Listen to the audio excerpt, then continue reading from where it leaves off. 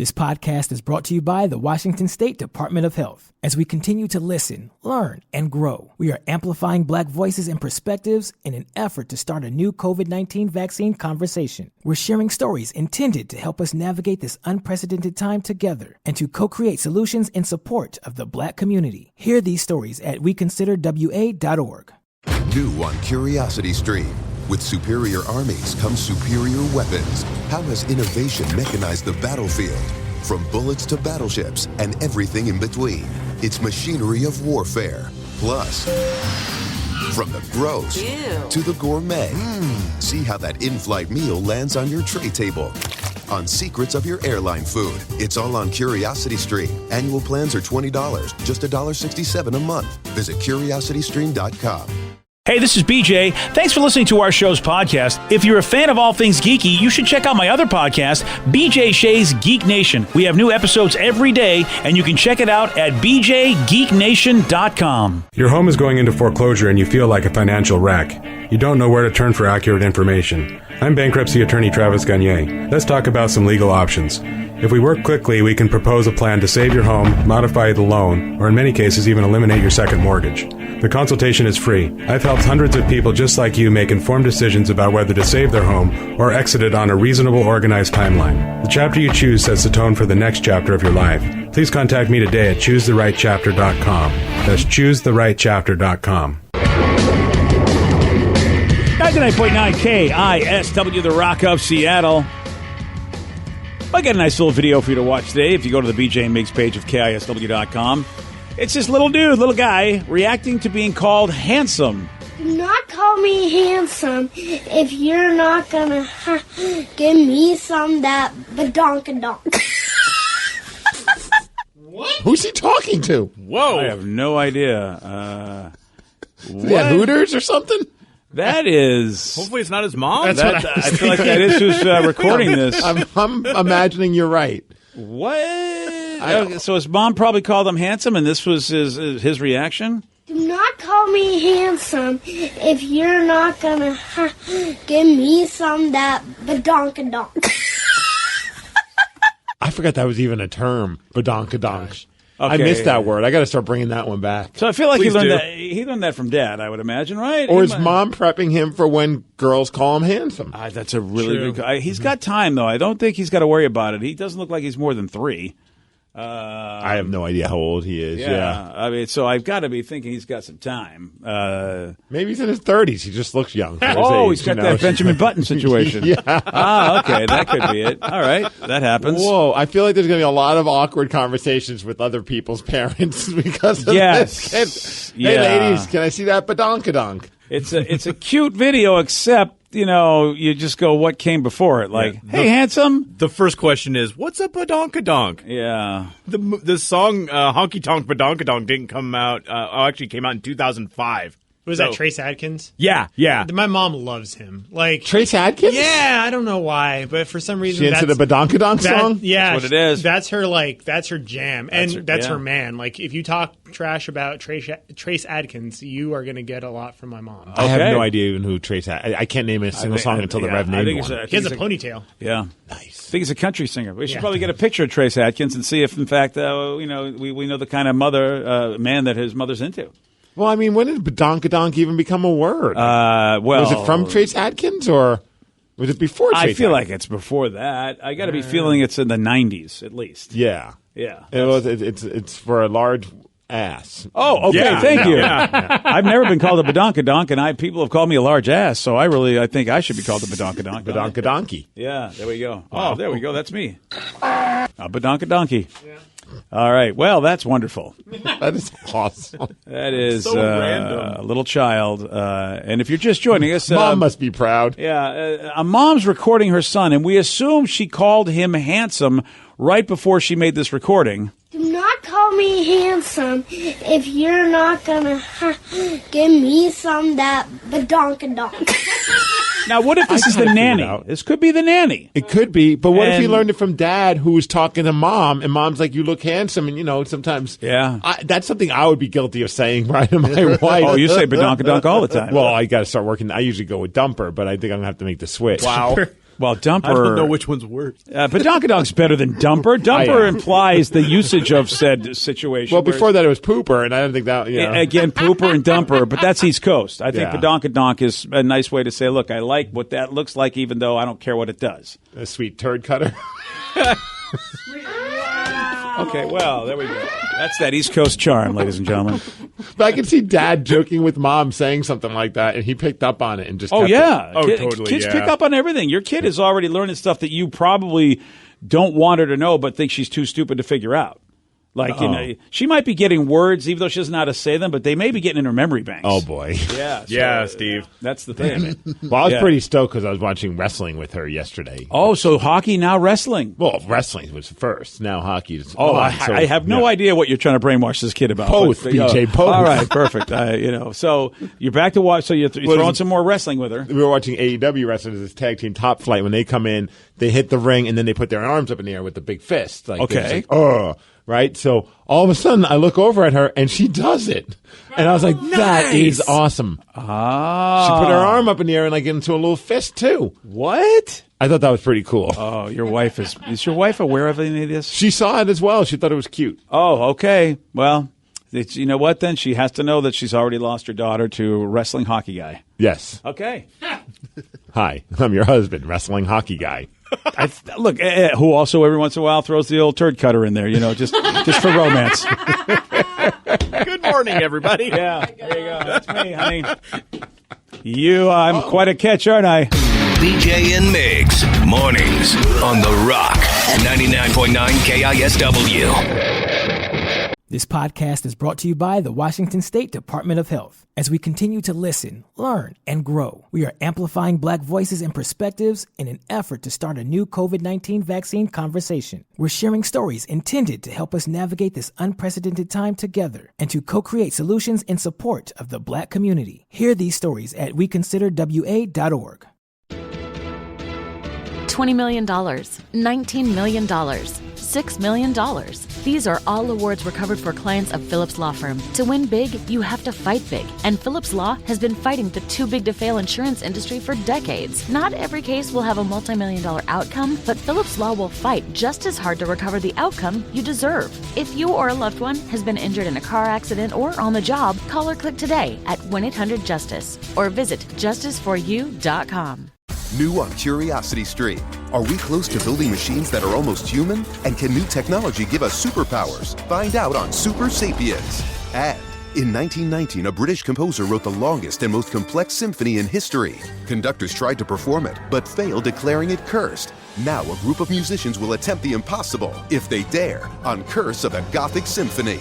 Watch now on Curiosity Stream. Annual plans are $20, just $1.67 a month. Visit curiositystream.com. Your kids will be saying, "Please, 5 more minutes. I can't believe I did that." And, "Look how high I can bounce." Spring Free is the world's safest trampoline, the place where stories are made. The innovative design boasts no springs, so you know you're safe.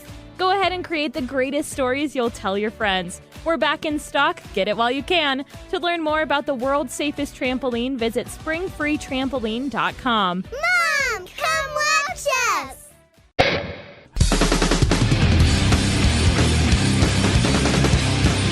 99.9 KISW, the Rock of Seattle. A 27-year-old guy just posted on Reddit about an issue he's having with his 26-year-old fiancée. They got engaged on Valentine's Day, and it turns out they have very different visions of their wedding. She wants something, quote, formal and glamorous. He wants a Star Wars theme. Nice. Hey, that sounds formal and glamorous to me. Yeah, right. You know what? You're not lying, Steve. You can make it really classy. That's for sure. He wants to go all out. Okay. He's hiring stormtrooper. He's talking about hiring stormtroopers to dance or stormpoopers. Maybe that's the problem. You're inviting stormpoopers, and she doesn't want that.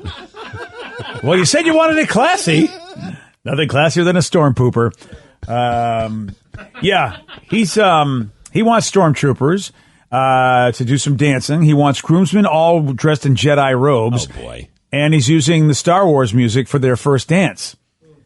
Here's the problem. Which song? The actual main theme song? I mean, I thought it'd be like the Cantina song. That wouldn't be bad. Or I mean, if you really wanted to piss her off, you could have to, the Imperial as she's walking down the aisle. I'm sure she'd appreciate that.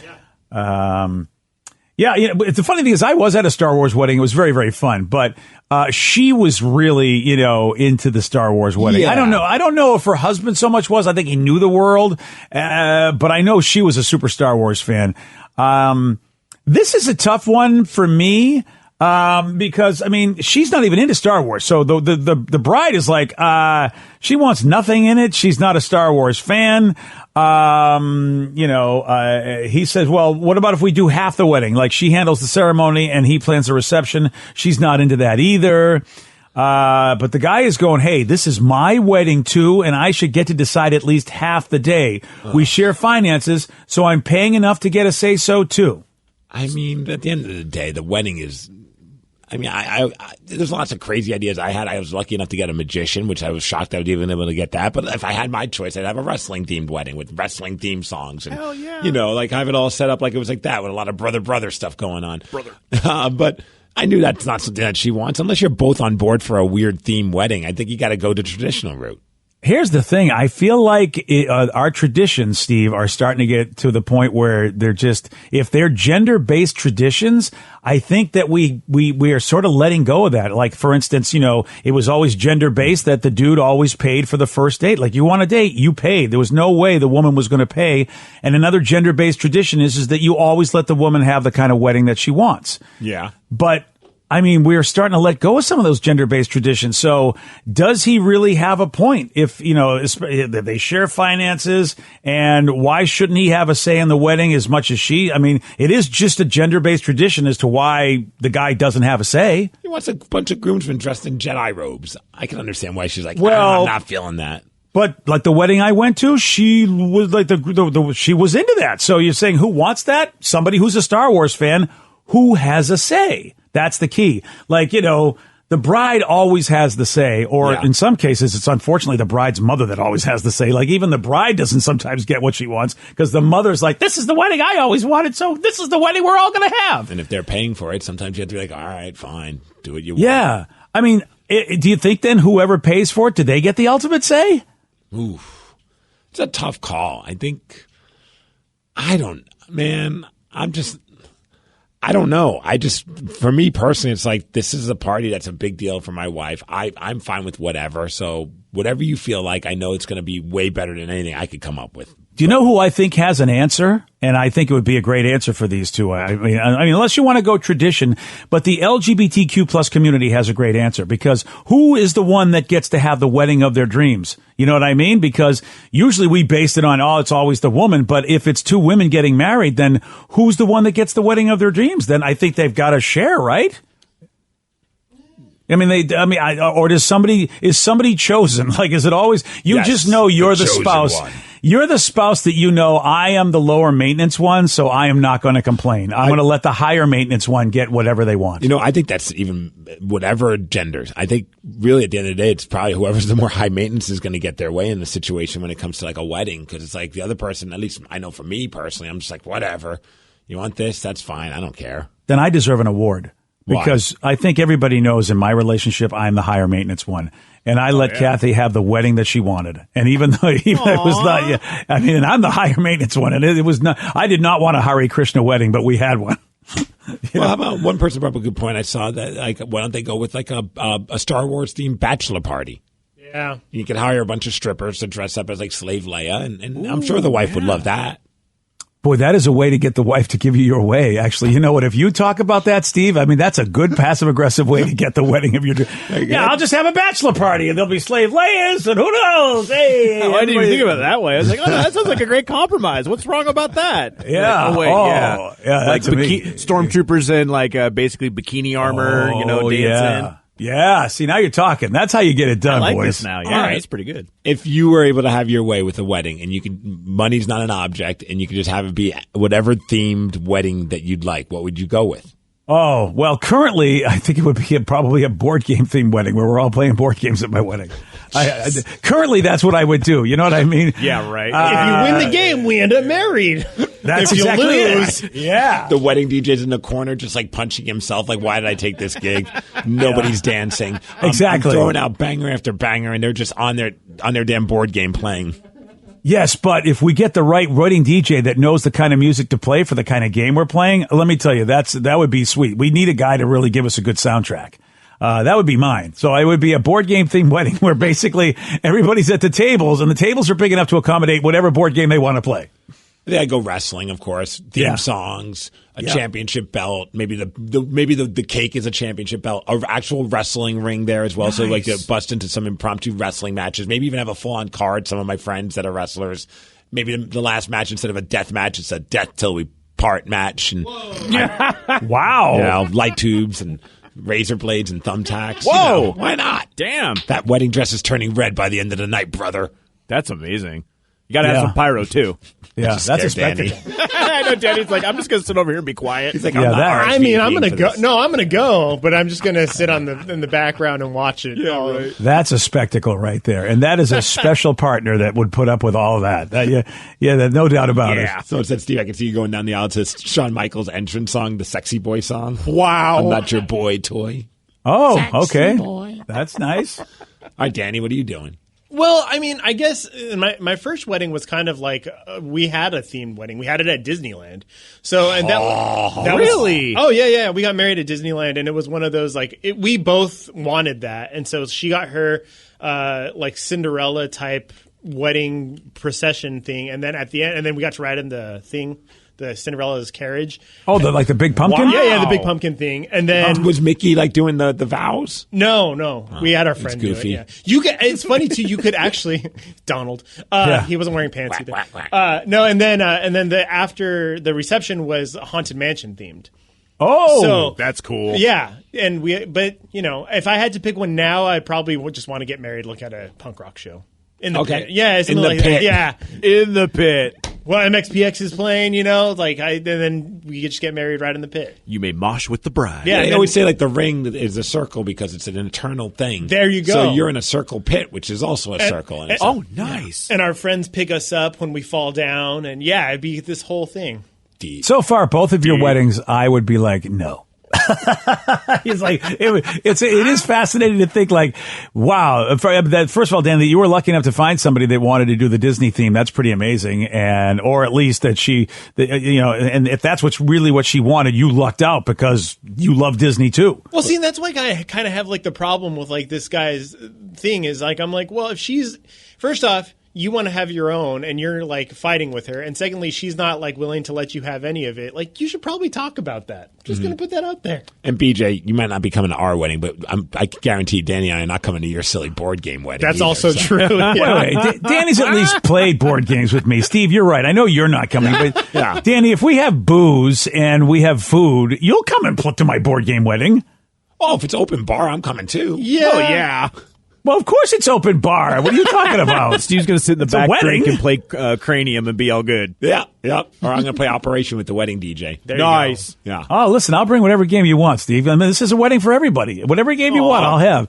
But now Rev is the person that I want to talk to because I feel like, I could be wrong, but I feel like Rev really drove the bus for this wedding. Like he was the man that basically got his wedding. Yeah. I don't know if that's true, but it feels like this was a Rev-style wedding. I think it was me who proposed the idea, but the wife was all in for it, too. She made her own dress, and just the fact that we were able to kind of come together and, it was our first real sort of collaboration when it came down to it. So my steampunk wedding, I mean, we had it in Vegas. It was just amazing. It was perfect.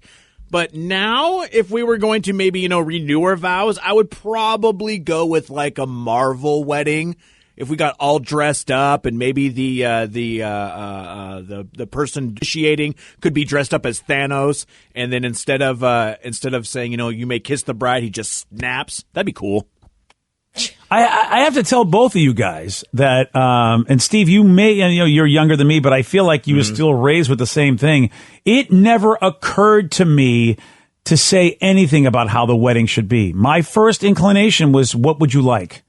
I mean, that's everything I was always coached and told. And my father and brother both took me aside because they know how high maintenance I am. And they were like, you understand that it is her wedding. So don't mess this up. Don't be you. You just do whatever she wants you to. I mean, they made sure that I understood that because that was the way, this is the way. That was how it was, in the 80s when I got married. Steve, did you feel the same way that you just knew that it had to be whatever she wanted?